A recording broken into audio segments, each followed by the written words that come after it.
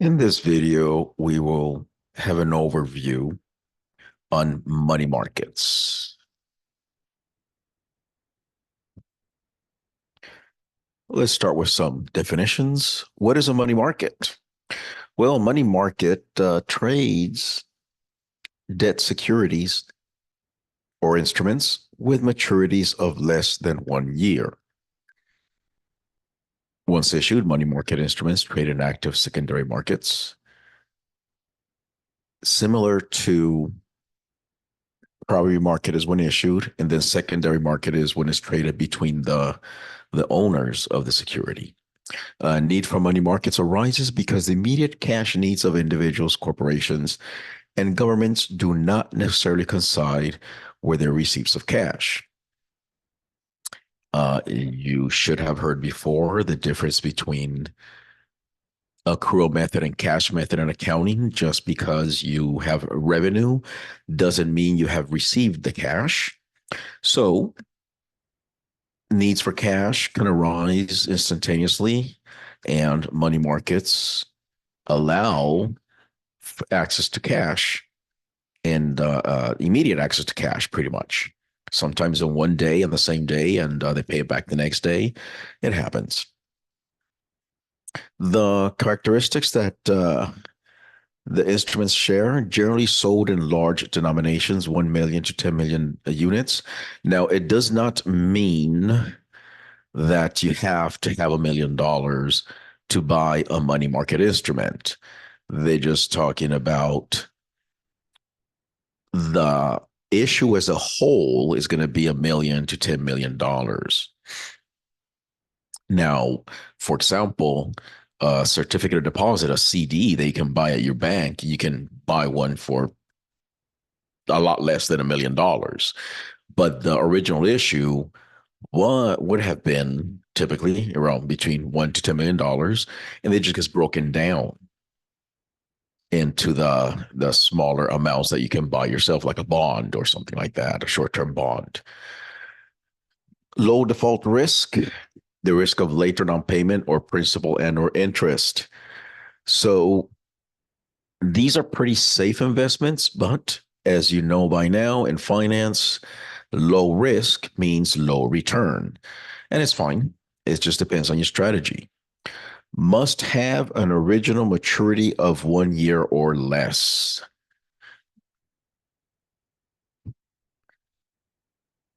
Here are some of the money market instruments, some of the more common ones, more popular ones.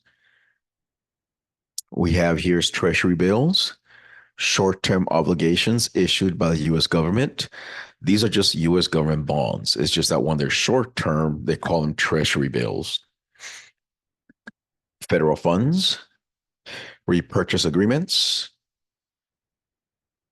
commercial paper, negotiable certificates of deposit. These are those CDs that we mentioned.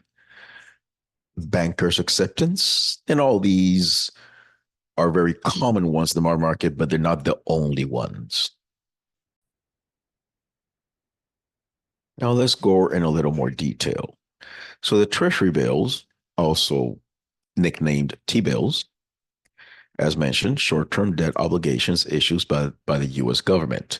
This means federal. These are not state or municipals. Main tool used by the Federal Reserve to implement monetary policy.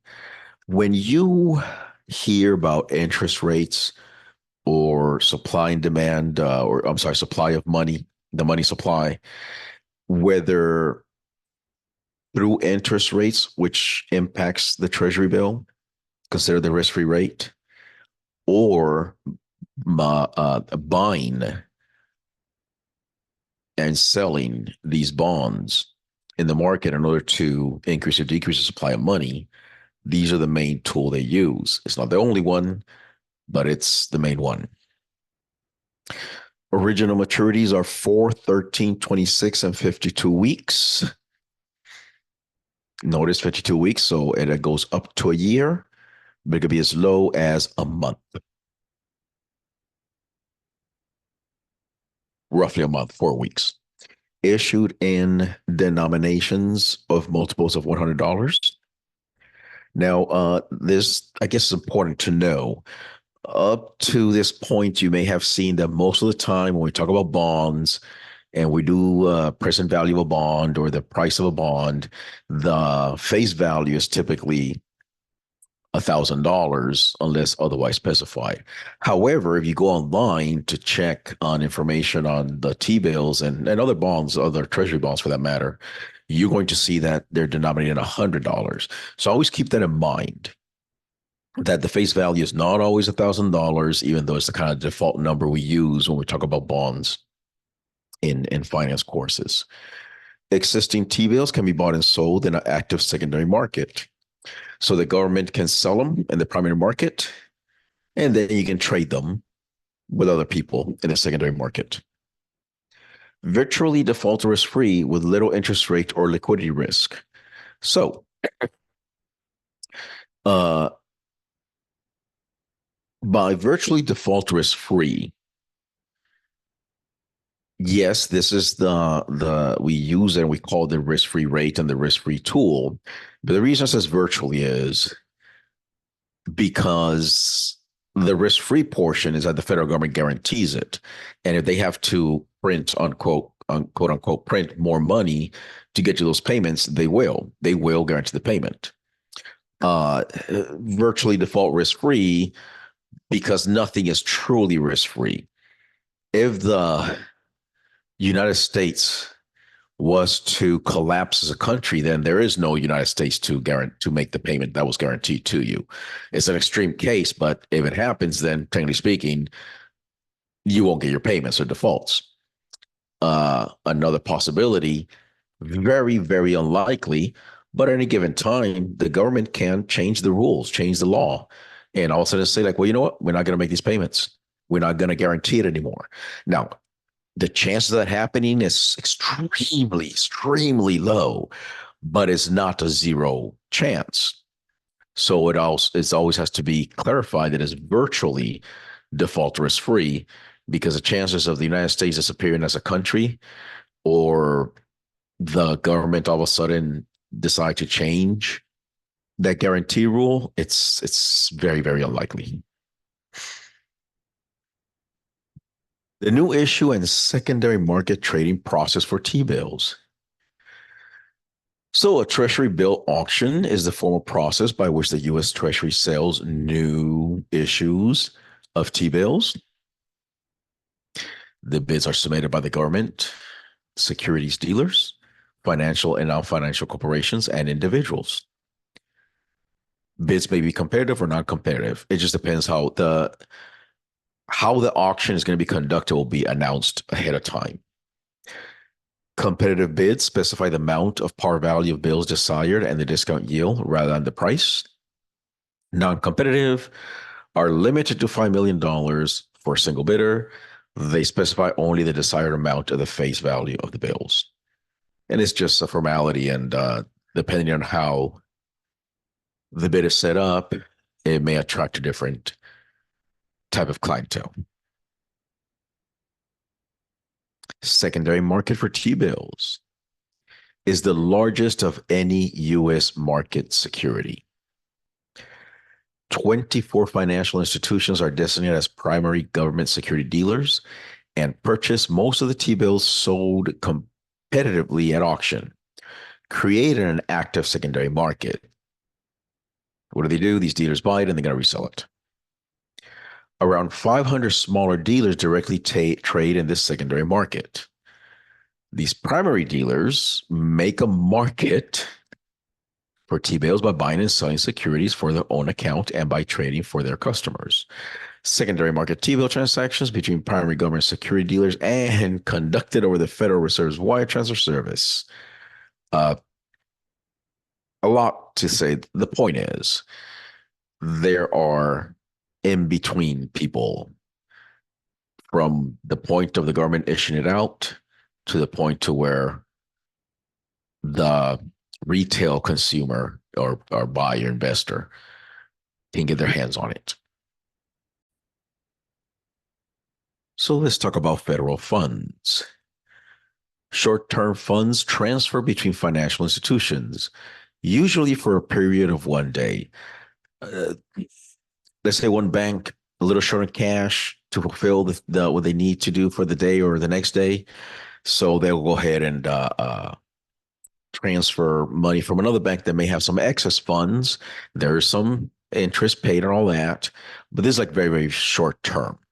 Commercial banks trade Fed funds in the form of excess reserves held at the local Federal Reserve Bank. The excess part is there. So whoever has excess can trade that excess cash with other banks that need it, or they might be under on their required reserve. Federal funds rate is the interest rate for borrowing Fed funds. Function of the supply and demand of federal funds among financial institutions and the effects of the Federal Reserve trading through the FMOC. Now, primary risk of interbank lending system is that the borrowing bank does not have to pledge collateral for the funds it receives, which are usually in the millions. Now, these are banks. Remember, a few $1 million is nothing to a bank, but it's still a substantial amount of money. However, it's a signature loan. It's like a trust me type of situation. So that is the biggest risk. However, because these are small amounts in this when compared to the big scheme of things, and there's such a short time for it to happen that it's typically not a problem.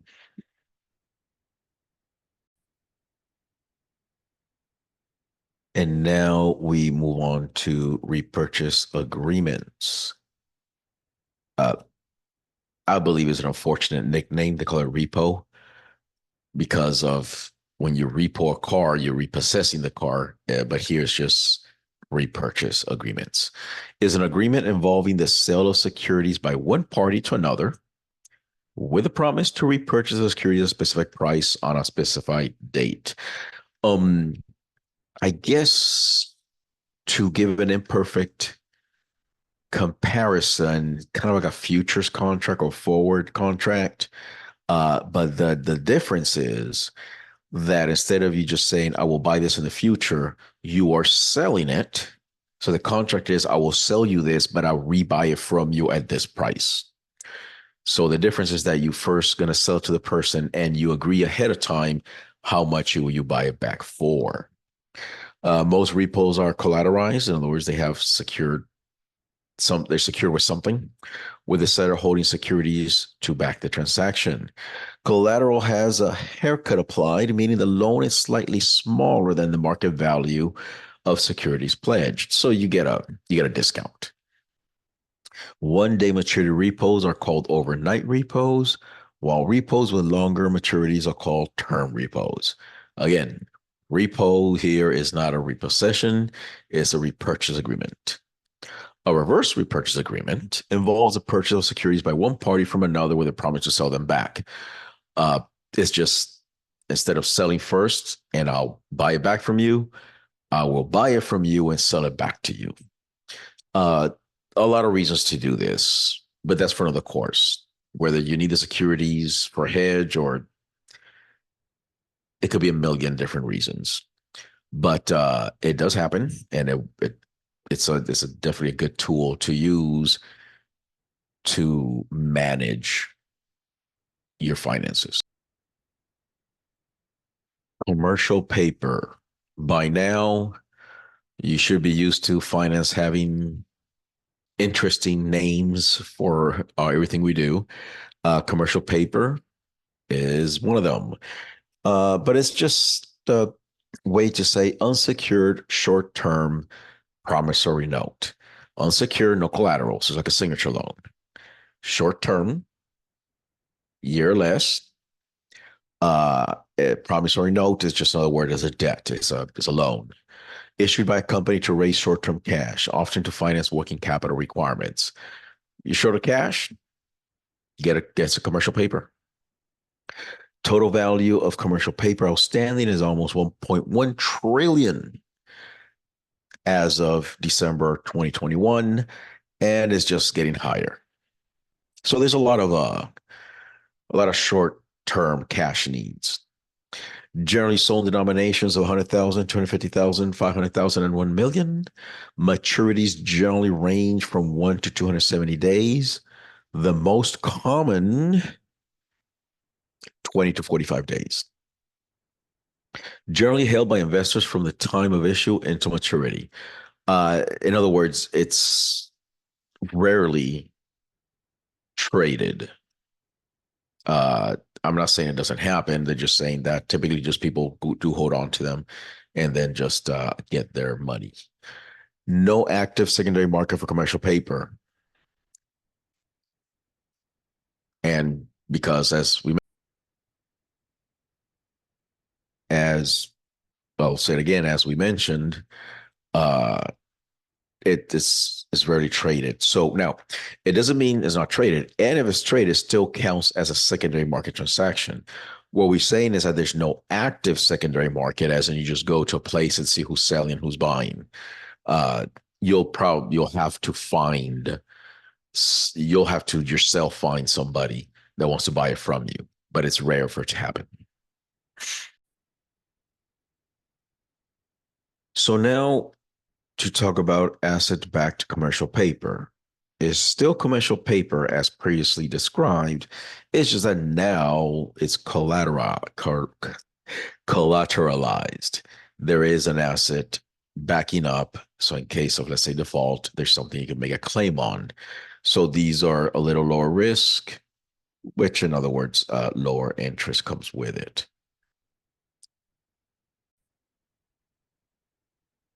However, while technically, when you have a asset-backed instrument, it's lower risk, lower return. It still depends on the risk of the asset which is being used to back it up. So, as you see in the slide, history showed us what happens when the assets used to back it up and how the proceeds of this type of instrument was used. It's ended up in the big mess of the financial crisis with the mortgage and the housing crash in the late 2000s. So let's talk about negotiable certificates of deposit. Is a bank issued fixed maturity, interest bearing time deposit that specifies an interest rate and maturity date and is negotiable. Uh, CDs are very common. You can buy them in any credit union, bank, etc., financial institution. Is considered a bearer instrument, meaning whoever holds a CD when it matures receives the principal and interest. Um, may be traded any number of times in the secondary market. In other words, it's just like any other security that you can just trade back and forth or many, many people. At the end of the day, it will have its own value according to its interest rate. But as mentioned here, whoever holds it at the moment that it matures, that's the person that receives the principal and interest. Denominations range from 100,000 to 10 million, 1 million being the most common. Again, that's the issue. Many CD, you don't need to have $1 million to go buy a CD at your bank. Often purchased by money market mutual funds with pools of funds from individual investors. So here's an example of how you might end up with CDs without having $1 million. Trading process of these certificate of deposits. Bank issues negotiable CDs, post a daily set of rates for the most popular maturities. Again, 1 to 12 months, no more than a year. Subject to its funding needs, the bank then tries to sell as many CDs to investors who are likely to hold them as investments rather than sell them to the secondary market. Negotiable CD rates are negotiated between the bank and the CD buyer. And large, well-known banks can offer CDs at slightly lower rates than smaller, less well-known banks. This is just good old-fashioned risk return. The bigger corporations, the bigger institutions have more credibility, lower default risk, etc. Negotiable CDs are single payment securities. Interest rates are generally quoted using a 360-day calendar. It's important important to know if financial instrument is going to be using in their calculations a 360-day calendar versus the 365-day calendar. It's a nuance that you had to pay attention to, because if you're dealing with different instruments and you're trying to do some kind of calculation of average return or comparing them, you need to know that which one is being quoted with a 360 calendar versus a 365. It will make a lot of difference in the larger numbers. Bankers' acceptances is a time draft payable to a seller of goods with payment guaranteed by the bank. Now, yes, it's guaranteed by the bank. However, that only holds as long as the bank is in business, right? So there's always a risk. The word guaranteed, it improves the situation, lowers the risk, but it doesn't eliminate the risk. Make up an increasingly small part of the money markets. They're less and less popular. Uh, because of this, the decline in the popularity, what you're going to see is that ever since 2002, bankers' acceptance levels are included in the commercial paper levels and no longer differentiated from commercial paper. There is some nuances on the legalese, like they say, but they're not much different. That's why they're pulled together. Many BAs, bankers' acceptances, arise from international trade transactions payable to the bearer at maturity, traded in secondary markets. Denominations determined by the size of the original transaction, but often trade in secondary markets in round lots of 100,000 and 500,000. Euro money markets, aka euro dollar market, is the market in which euro dollars are traded. Now, euro dollar sounds like dollars and Europe combined. And to an extent, that is true. But a euro dollar is any US dollar that is not in the US. It could be any country in the world. So, any country in the world, any bank that is outside the United States, or any institution that is holding dollars, those are called euro dollars. So, it does not have to be in Europe.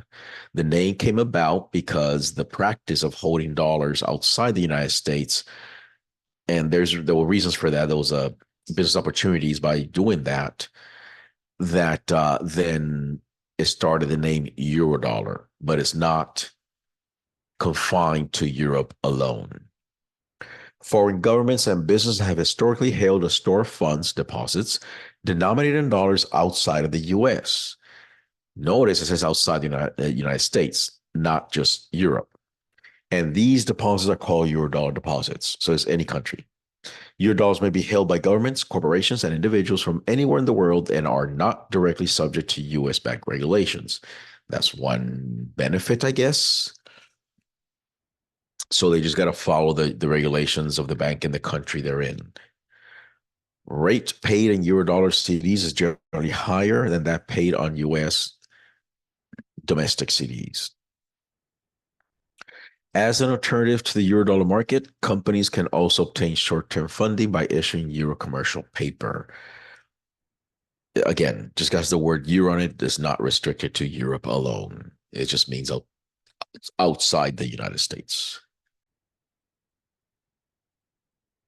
So the Eurodollar market is used by banks around the world as a source of overnight funding. Where we define the Eurodollar, and a lot of international deals go with it. So the rate offered for sale on Eurodollar funds, it says in this slide, is known as the London Interbank Offered Rate, LIBOR.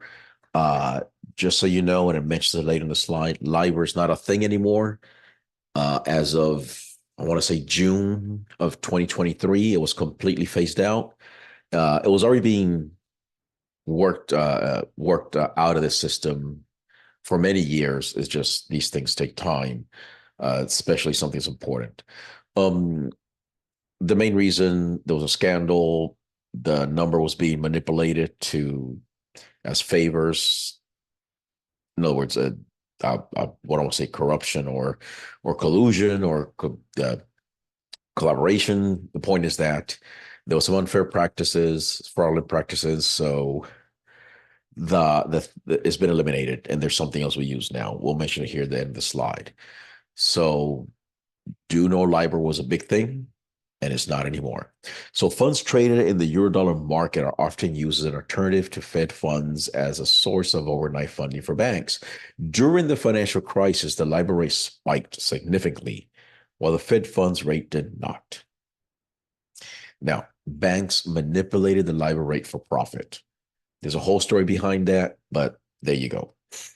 So in 2017, the secured overnight financing rate was selected as successor to USD LIBOR.